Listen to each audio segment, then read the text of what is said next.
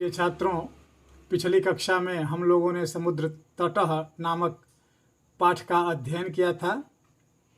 हम उम्मीद करते हैं कि आप लोग समझ गए होंगे और आपने भी अभ्यास किया होगा। आज हम समुद्र तटः का अभ्यास कार्य करेंगे। तो आइए देखते हैं।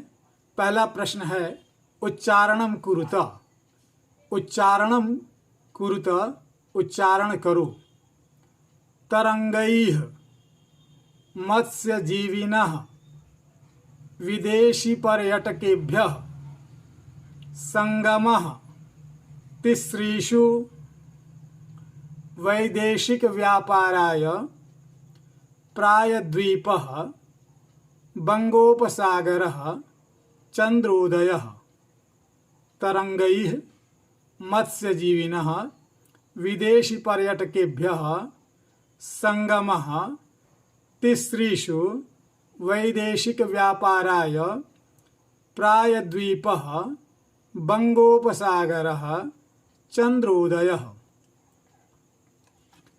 प्रश्न संख्या 2, अधोलिखितानां प्रश्नानां उत्तरम लिखत। अधोलिखितानां नीचे लिखे प्रश्नानां प्रश्नों के उत्तरम उत्तर लिखत लिखो। क जनाः काभिः जलविहारं कुर्वन्ति। जनाः लोग काभिः किससे जलविहारम जलविहार कुर्वन्ति करते हैं। उत्तरम जनाः नौकाभिः जलविहारं कुर्वन्ति। जनाः नौकाभिः जलविहारं कुर्वन्ति। जनाः लोग नौकाभिः नाव से जलविहारम जलविहार जल भ्रमण कुर्वन्ति करते हैं। ख भारतस्य दीर्घतमः समुद्रतटः कः। भारतस्य भारत का दीर्घतमः सबसे बड़ा समुद्र तटः समुद्र का किनारा कह कौन सा है। भारत का सबसे बड़ा समुद्र का किनारा कौन सा है। उत्तरम भारतस्य दीर्घतमः समुद्र तटः चेन्नई नगरस्य मेरीना तटः अस्ति। भारतस्य भारत का दीर्घतमः सबसे बड़ा समुद्र तटः समुद्र का तट समुद्र का किनारा चेन्नई नगरस्य चेन्नई नगर का मेरीना तटः अस्ति। मेरीना तट है।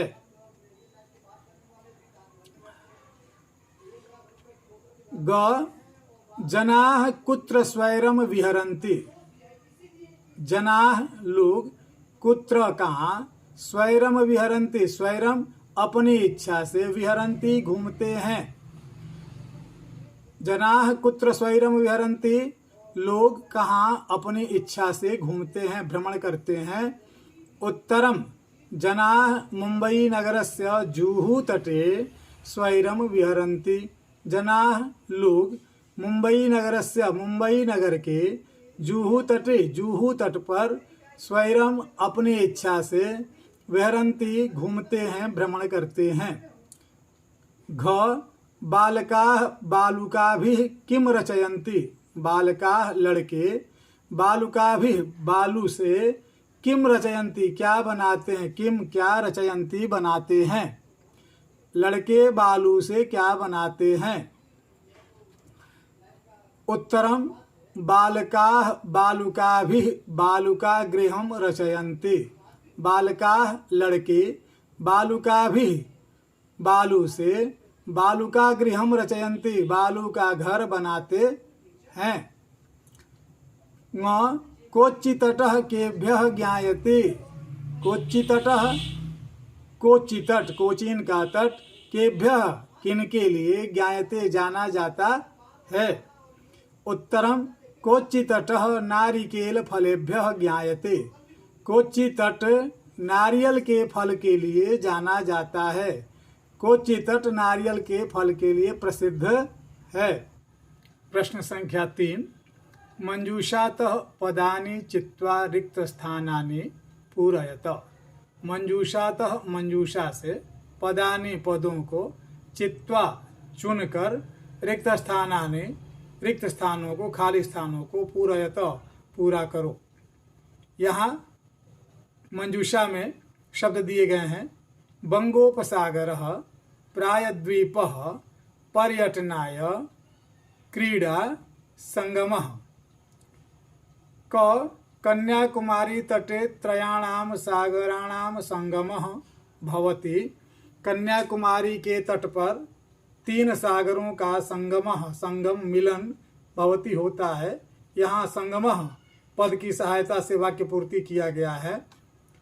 ख भारत देशः प्रायद्वीपः इति कथ्यते। भारत देश प्रायद्वीप कहा जाता है। यहाँ पर प्रायद्वीपः पद की सहायता से रिक्त स्थान की पूर्ति किया गया है। ग जनाः समुद्र तटम पर्यटनाय आगच्छन्ति। जनाः लोग समुद्र तटम समुद्र के तट पर पर्यटनाय भ्रमण करने के लिए, घूमने के लिए आगच्छन्ति आते हैं। यहाँ पर्यटनाय पद की सहायता से रिक्त स्थान की पूर्ति की गई है। घ बालेभ्यः क्रीडा रोचते। बालकों को खेल अच्छा लगता है। यहाँ पर क्रीड़ा पद की सहायता से वाक्य पूर्ति की गई है। ङ भारतस्य पूर्व दिशायाम बंगोपसागरः अस्ति। भारतस्य भारत की पूर्व दिशायाम पूर्व दिशा में बंगोपसागर है। यहाँ पर बंगोपसागरः पद की सहायता से रिक्त स्थान की पूर्ति की गई है। प्रश्न संख्या 4 यथा योग्यम योजयत। यथा योग्य जोड़ो, मिलाओ। समुद्र तटः ज्ञानाय, क्रीडनकम पोषणाय, दुग्धम प्रकाशाय, दीपकः पर्यटनाय, विद्या खेलनाय। इसी को सही मिलाना है।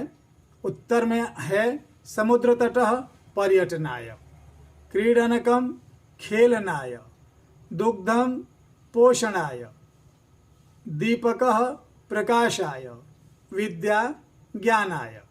एक बार फिर, समुद्र तटः पर्यटनाय, क्रीडनकम खेलनाय, दुग्धम पोषणाय, दीपकः प्रकाशाय, विद्या ज्ञानाय। प्रश्न संख्या 5 तृतीया विभक्ति प्रयोगेण रिक्त स्थानानि पूरयत। तृतीया विभक्ति का प्रयोग करते हुए रिक्त स्थानों की पूर्ति करो।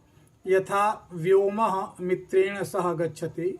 यहाँ पर कोष्ठक में मित्र शब्द दिया गया है, जिसका तृतीया एकवचन का रूप मित्रेण होता है। तो इस प्रकार वाक्य पूरा हुआ। व्योमः मित्रेण सह गच्छति। क बालकाः बालिकाभिः सह पठन्ति। यहाँ बालिका शब्द दिया है, जिसका तृतीया बहुवचन में बालिकाभिः रूप बनता है। ख तडागः कमलैः सह विभाति। यहाँ कोष्ठक में कमल शब्द दिया है, जिसका तृतीया बहुवचन का रूप है कमलैः। ग अहमपि कंदुकेन खेलामि। यहाँ कोष्ठक में कंदुक शब्द दिया है, जिसका तृतीया एकवचन का रूप है कंदुकेन। घ अश्वाः अश्वैः सह धावन्ति। यहाँ कोष्ठक में अश्व शब्द दिया है और इसका तृतीया बहुवचन का रूप है अश्वैः। ङ मृगाः मृगैः सह चरन्ति। यहाँ पर कोष्ठक में मृग शब्द दिया है, जिसका तृतीया बहुवचन का रूप है मृगैः।